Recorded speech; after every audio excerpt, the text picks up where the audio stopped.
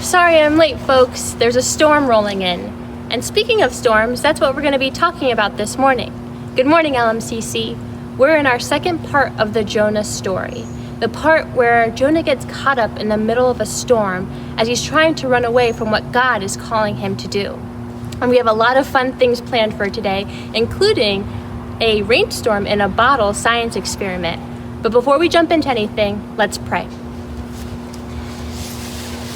God, thank you for your word. Thank you for these stories. And I pray that you open up our eyes to what you want us to see today about the storms in our lives. Show us the goodness that you are creating out of these storms, God, so that we can trust that you're good and we can step into the storms with faith that good will come out of them. We pray this in your Son's name. Amen. Let's get going.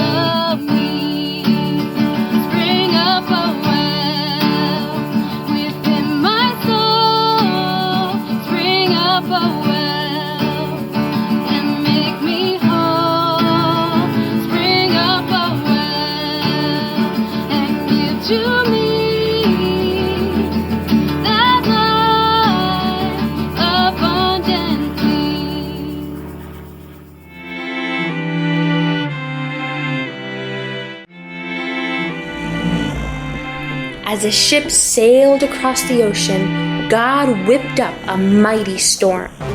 Fierce gusts of wind rocked the ship. Huge waves crashed onto the deck. The sailors were terrified. It was the worst storm they'd ever seen. As for Jonah, he kept right on sleeping. The sailors rushed to Jonah and shook him awake. How can you sleep through this awful storm? What if the ship sinks? They said.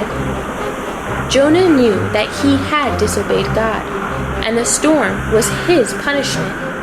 He had to save the ship and everyone on board. The storm will stop if you throw me overboard, Jonah told the sailors. The storm grew even worse. The wind and the waves nearly blew the ship right over. The sailors didn't want to throw Jonah overboard, but he told them that it was the only way to stop the storm.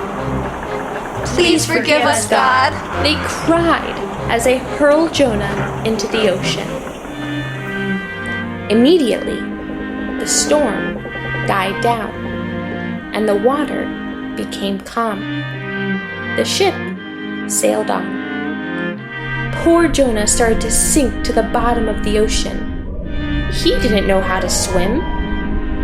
This is my punishment from God, he thought, as he sank lower and lower.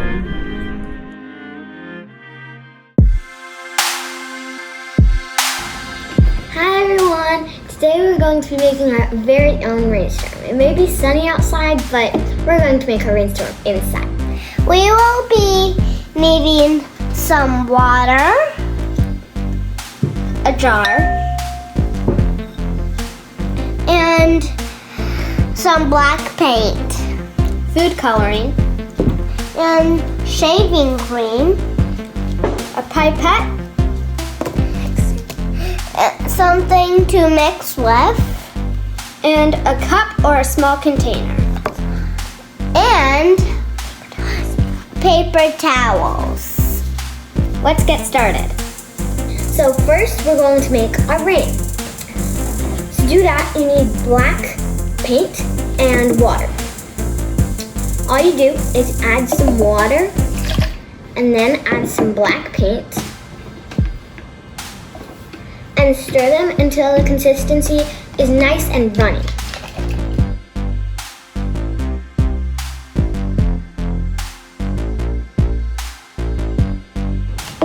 Next, you're going to pour our black concoction into this little jar and fill the pipette. Then set it aside because we're going to use that later.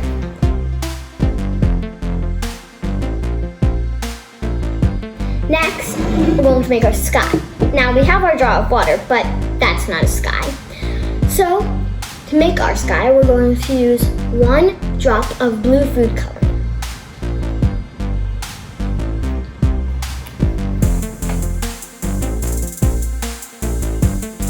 Next, we're going to give it a little swirl, or you can stir it, whichever one you prefer. Until it's a nice, even blue.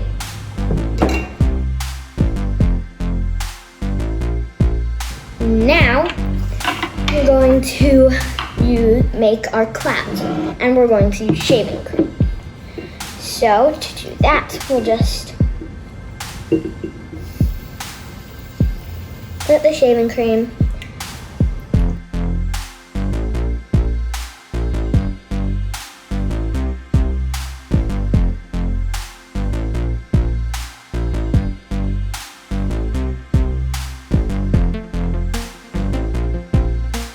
Now we're going to make a rainstorm. Now, on an actual rainstorm, the clouds absorb a lot of water before they let it out and rain onto the sky and onto us. So we're going to have to pour quite a bit of rain onto our clouds before it starts seeping into the sky. So all you do is just let it drip onto the clouds. And you're going to have to use a lot because just like in regular rainstorms, the clouds have to absorb a lot before they let it out.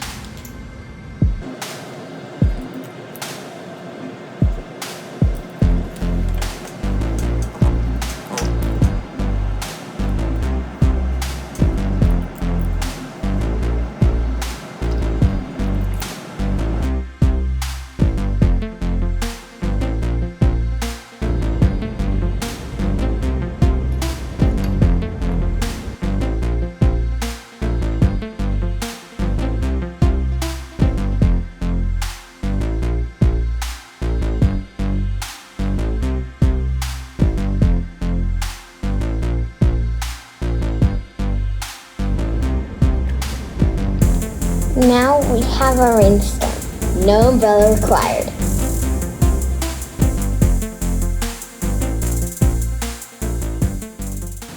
Now that we've created some storms of our own, we're going to go back to Jonah's storm. And in the story, the second part of the story, we see a storm overtake the ship that Jonah's on. And in the story, we see the storm being described as this thing that is rocking the ship around and lightning and thunder filling the sky. And that's usually how we think of storms. We think of storms as being these bad things, as being disruptive and destructive. Think about a time when a storm ruined your day at the beach or at the park, or a time that a storm took out your electricity so that your lights wouldn't turn on, right? Storms a lot of times can be seen as disrupting your life or doing some damage and destruction in your life. But today, I want to look at storms from a different angle.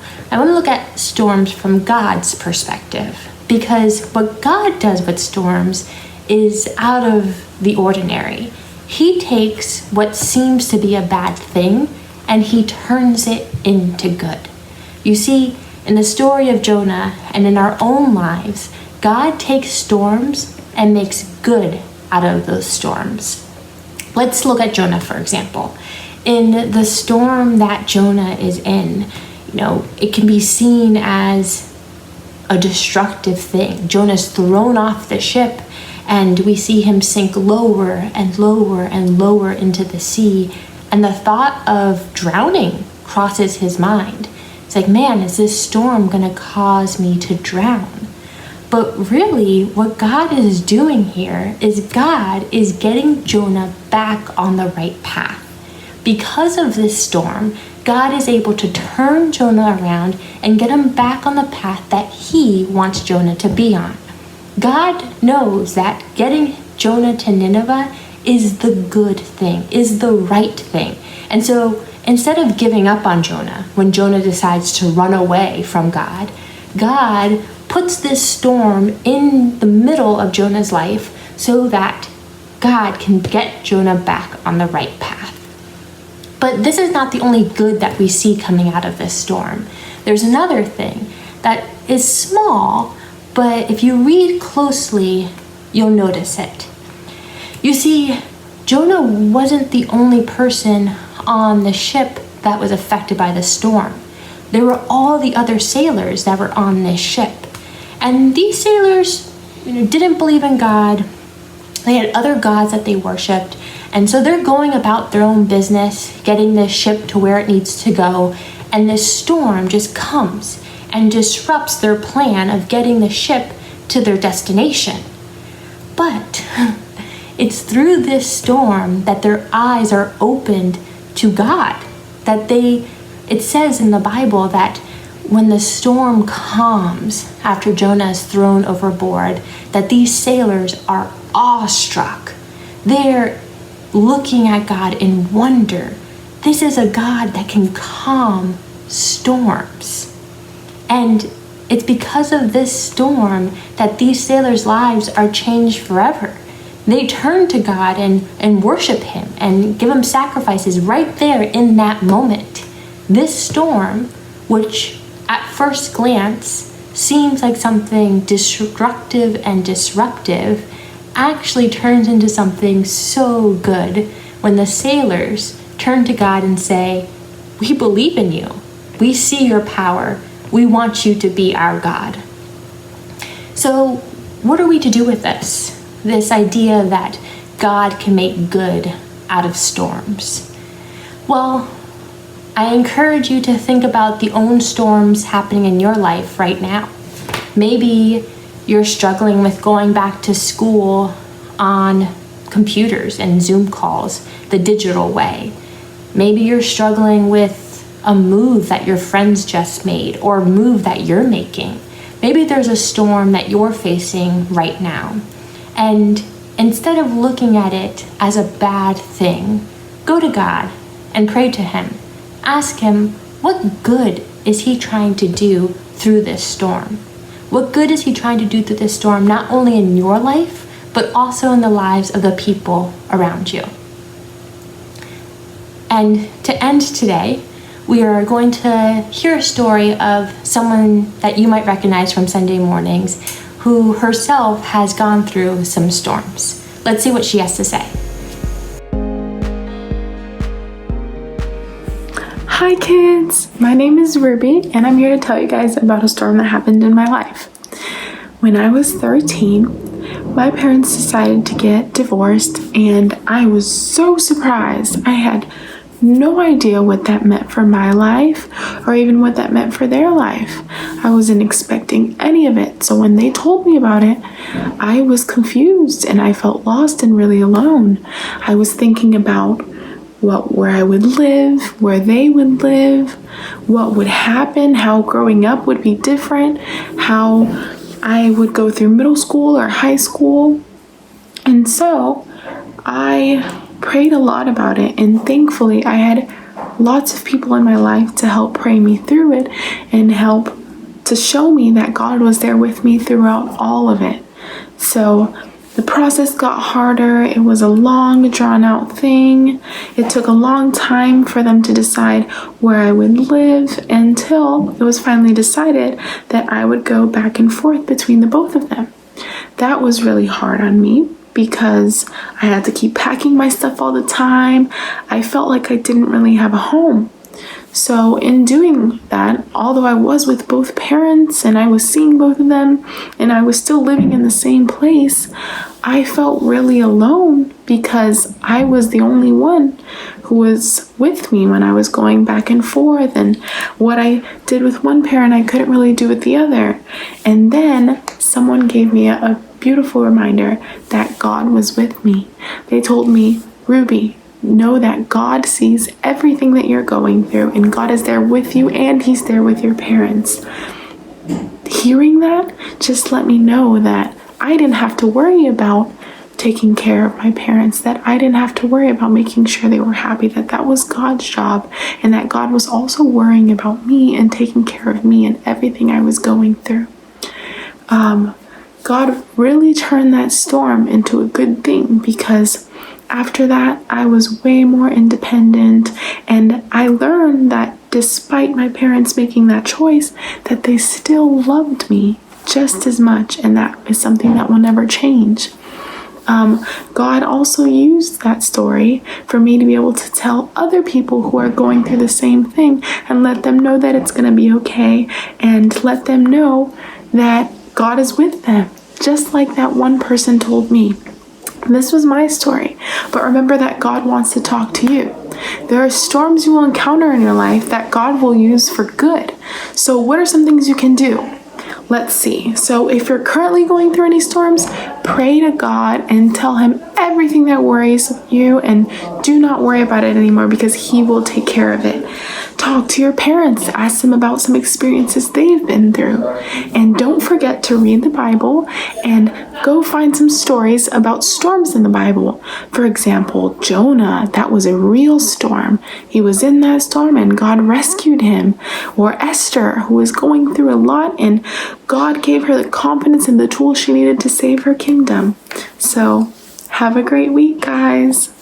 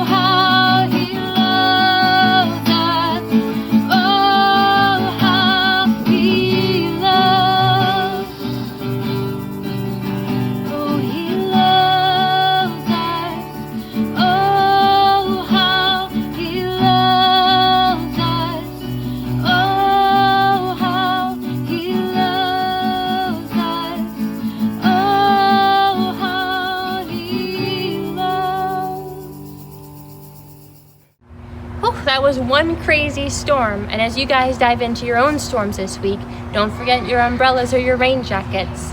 And I'll see you next week for the third part of Jonah's story, where we go into the belly of the whale. I'm excited, and I can't wait to be with you next Sunday.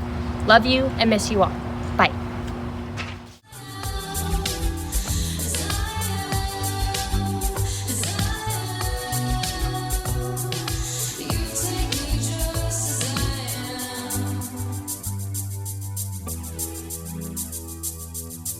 Thank you.